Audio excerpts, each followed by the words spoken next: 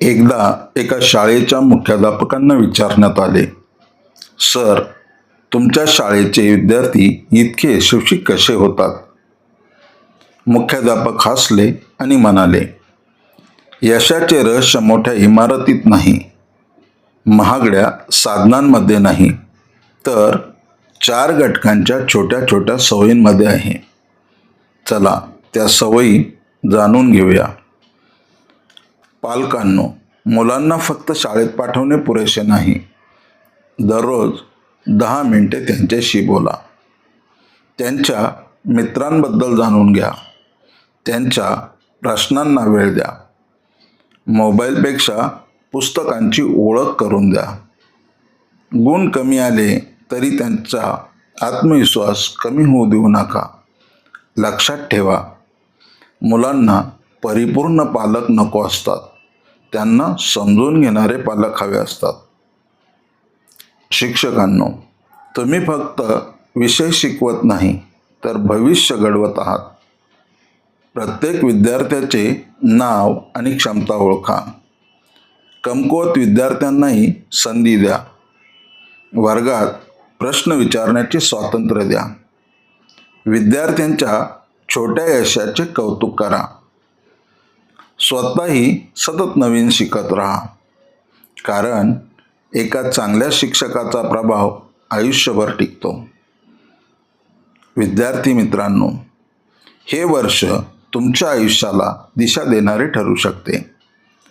रोज वेळेत शाळेत जा. दररोज थोडासा अभ्यास करा.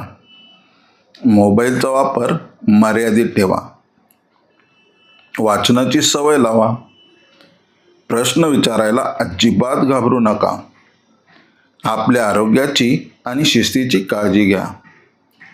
लक्षात ठेवा, यश अचानक मिळत नाही, ते रोजच्या सवयीमधून तयार होते.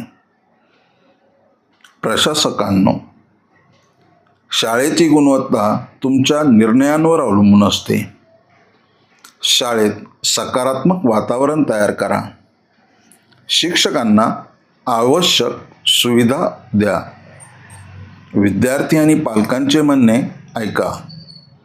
स्वच्छ, सुरक्षित आणि आनंदी शाळा निर्माण करा. नवकल्पनांना प्रोत्साहन द्या, कारण विद्यार्थी केंद्रित निर्णयच शिक्षणाला नवी दिशा देतात. आणि समाजातील सर्व नागरिकांनो, शाळेचा सन्मान करा. शिक्षणाला प्रोत्साहन द्या. एखाद्या गरजू विद्यार्थ्याला मदतीचा हात द्या, कारण शिक्षण ही फक्त शाळेची जबाबदारी नाही, तर संपूर्ण समाजाची जबाबदारी आहे.